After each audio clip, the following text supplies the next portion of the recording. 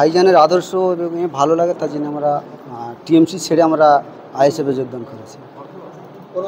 আমরা রামচন্দ্রখালী অঞ্চল। আমরা প্রায় 20-25 জন মতন আছে। এই যে বিভিন্ন দল থেকে যে আইএসএফে আসলে বিভিন্নভাবে হুমকি হয়, সেটা কি আপনাদের ভয় করছে না? না, আমাদের ওসব কিছু ভয় নেই। আমাদের কার দেখে ভয় করবো? আমরা ভাইজানের ভালোবাসা, তার ভাষা, তাদের দেখে আমাদের ভালো লাগলো, তার জন্য আমরা আইএসএফে যোগদান করেছি। ওদের যে টিএমসি যে দুর্নীতি, যা চুরি চামারি হয় না, কাজকর্ম দেখে আজকের এগুলো দেখে তার জন্য আমরা চলে এসেছি। ভাইজানের আদর্শ, ভাইজানের ভাষা, যা ভাইজান যে হারে কথাবার্তা বলে, আমাদের পাশে থাকবার এ করে, তার জন্য করে আমরা ভাইজানের দলে যোগদান করেছি। এতদিন তাদের চাপে ছিলাম। তার মধ্যে এখন দেখা পাচ্ছি যে চাপ থেকে যখন আমার আস্তে আস্তে লোকজন বাড়তে থাকলো, যখন আমরা বুধে ধরো 100-150 জন হয়ে গেছি, তখন দেখছি যে আমরা ওদের থেকে যখন চাপে এসে গেছি, তাহলে তো আমরা আর ওই দলের থেকে আমাদের কোনো লাভ নেই। তার জন্যই ঘুরে আমরা ফের ভাইজানের দলে স্বেচ্ছায় চলে আসতে পারলাম। দেখুক, তারপরে দেখাই তো আমাদের কাজ, ওইটাই তো আমাদের ভালো লাগবে। যাতে আমাদের ভালো লাগবে সেইটাই আমাদের চাই। ভাইজানের আদর্শ যেটা যেখানে ছড়াবে সেখানে আমাদের আরও ভালো লাগবে। আমি চাই, আমি আইএসএফে যোগদান করেছি, 10-এ দেখবে, সেটাই আমি চাই। কি নাম?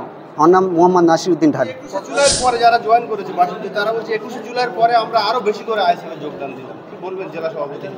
21শে জুলাই মানে হচ্ছে গিয়ে তৃণমূলের যে শহীদ দিবস, তো তৃণমূলের শহীদ দিবসের যে কালচার, সেই কালচার দেখেও অনেকে বীতশ্রদ্ধ যে মৎসব হচ্ছে, মদের চিরকুট যাচ্ছে, টোকেন যাচ্ছে, টাকা দিয়ে বিলি হচ্ছে, তারপরে মানে কি বলবো, জোর করে করে নিয়ে গেছে। আর এই রাজ্যের যা নৈরাজ্য চলছে সেই বিষয়ে কোনো কথা নেই, ওয়াকআপ নিয়ে মঞ্চে কোনো কথা নেই, সব মানে একটা ধোঁয়াশার মধ্যে তো হয়ে গেল। 21-এ তো একটা বার্তা থাকে, কিসের বার্তা, কি বললো আর কি করলো, যারা ভুল কবিতাটা মেয়র পড়ে দিল, মানে এতে করে মানুষ মানে যারা গিয়েছে তারা খুবই হতভম্ব।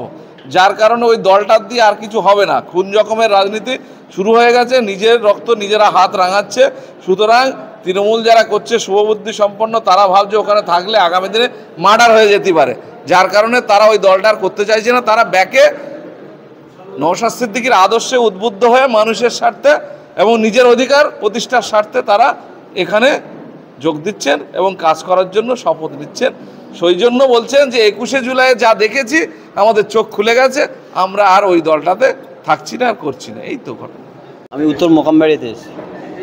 প্রথম রাজনীতিতে পদার্পণ করলেন না অন্য দিন থেকে এসেছি, অনেকদিন আগে থেকে। আমি তৃণমূল করতাম আগে, তারপর থেকে আইএসএফে যোগ দিয়েছি। কত বছর একটা ইলেকশন করেছিলাম। কোন পদে ছিলেন? না, আমি কোনো পদে ছিলাম না, কর্মী ছিলাম। উত্তম মোকামবাড়ি আজকে জয়েন করলেন, কেমন লাগছে? ভালো লাগছে। ভালো লাগছে। কি নাম? শাহজাহান মোল্লা।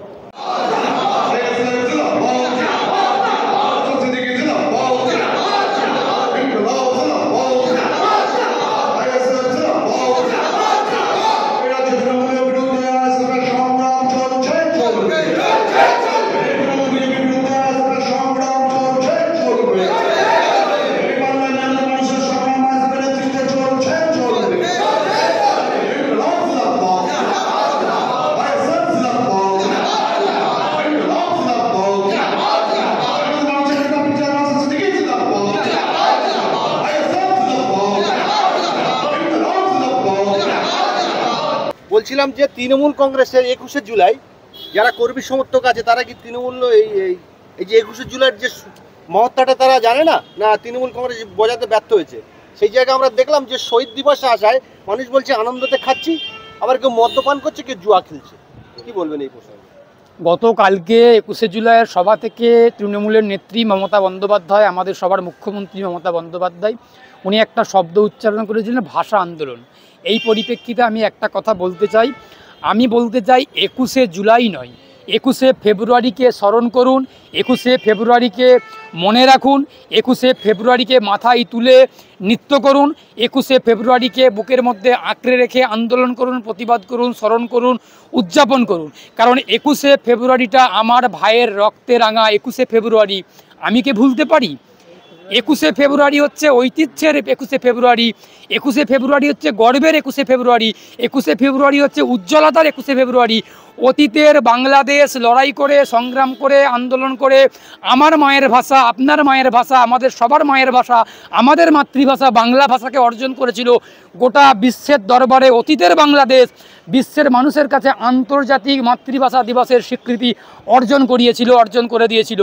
আজকের বাংলাদেশ কিন্তু নয়, আমি আবারও বলছি, অতীতের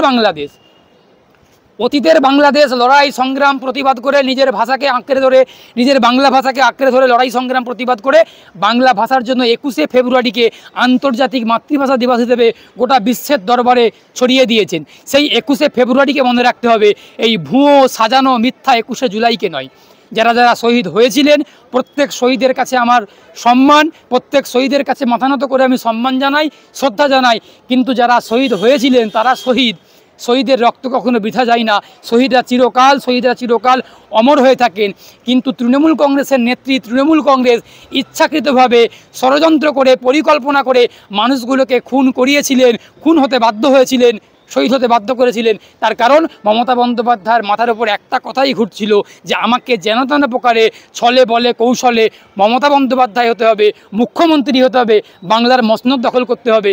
সেই জন্য গত সেই 1993 সালে মুখ্যমন্ত্রীকে উনি কী করেছিলেন, তৎকালীন মুখ্যমন্ত্রীকে উনি রাইটার্স বিল্ডিংয়ে গিয়ে আক্রমণ করার চেষ্টা করেছিলেন। আক্রমণকে প্রতিহত করতে গেলে পুলিশ সেখানে ক্ষমতা প্রয়োগ করেছেন। আজকের দিনে তৃণমূল কংগ্রেসের নেত্রী মমতা বন্দ্যোপাধ্যায়ের পুলিশ অল্প কিছু আন্দোলন প্রতিবাদ করলেই কঠিন বল প্রয়োগ করেন।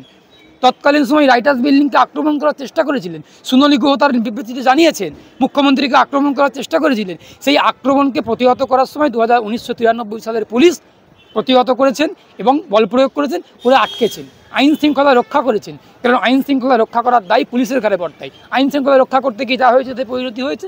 কিন্তু ভাষা আন্দোলন, যেটা মমতা বন্দ্যোপাধ্যায় গতকালকে বললেন, আমি কি মমতা বন্দ্যোপাধ্যায়কে প্রশ্ন করছি আপনাদের চ্যানেলের মধ্যে দিয়ে, এই ভাষা আন্দোলন যেটা মমতা বন্দ্যোপাধ্যায় করবেন বলে বলেছেন, এই ভাষা আন্দোলনে কি অনুব্রত মণ্ডলকে রাখবেন? আমার খুব বড় প্রশ্ন।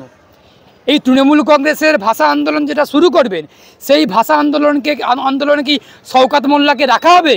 ভাঙড়ে যেই তৃণমূল নেতা নওশাদ সিদ্দিকীর বাবা মাকে কুরুচিকর ভাষায় গালিগালাজ করলেন, অশালীন ভাষায় গালিগালাজ করলেন, সেই তৃণমূলের নেতাকে কি ভাষা আন্দোলনের মঞ্চে, মিছিলে, প্রতিবাদের আন্দোলনে রাখা হবে? যেই অনুব্রত মণ্ডল বোলপুরের আইসির মাকে তুলে, বোনকে তুলে, স্ত্রীকে তুলে খারাপ ভাষায় গালিগালাজ করলেন, সেই অনুব্রত মণ্ডলকে কি ভাষা আন্দোলনে মমতা বন্দ্যোপাধ্যায়ের সঙ্গে একসঙ্গে পথে হাঁটতে দেখতে পাবো না। তিনি পাই, মমতা বন্দ্যোপাধ্যায়কে প্রশ্ন করছি, পাবো কি? এই মমতা বন্দ্যোপাধ্যায়ের ভাষা আন্দোলন।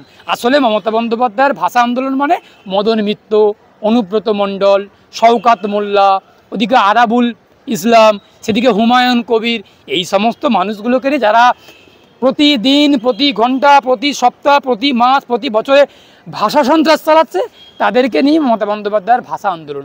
আবারও বলে শেষ করব, মমতা বন্দ্যোপাধ্যায়ের ভাষা আন্দোলন নয়, 21শে ফেব্রুয়ারি অতীতের বাংলাদেশের ভাষা আন্দোলন। সেই ভাষা আন্দোলনকে মনে রাখুন, স্মরণ করুন, সেই দেখেই আমরা পথ চলা শুরু করব। আবারও বলছি, আমার ভাইয়ের রক্তে রাঙা 21শে ফেব্রুয়ারি আমরা কি ভুলতে পারি? ভুলতে পারবো না।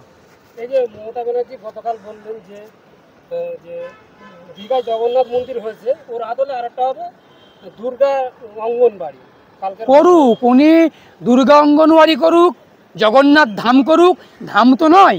আমি যারা হিন্দু সম্প্রদায়ভুক্ত মানুষ তারা জানেন, ভারতবর্ষে গোটা বিশ্বের 4টে মাত্র ধাম আছে। সেই ধাম নিয়ে ইতিমধ্যে ওই বিতর্কিত মন্তব্যটা নিয়ে ইতিমধ্যেই কলকাতা হাইকোর্টে মামলা হয়েছে। আমরা নিজেরা মামলা করেছিলাম, মামলা হয়েছে, আমার সিনিয়র স্যার মামলা করেছেন। সুতরাং ধাম তো নয়। মমতা বন্দ্যোপাধ্যায় হিন্দু সম্প্রদায়ভুক্ত মানুষদেরকে, সনাতন সম্প্রদায়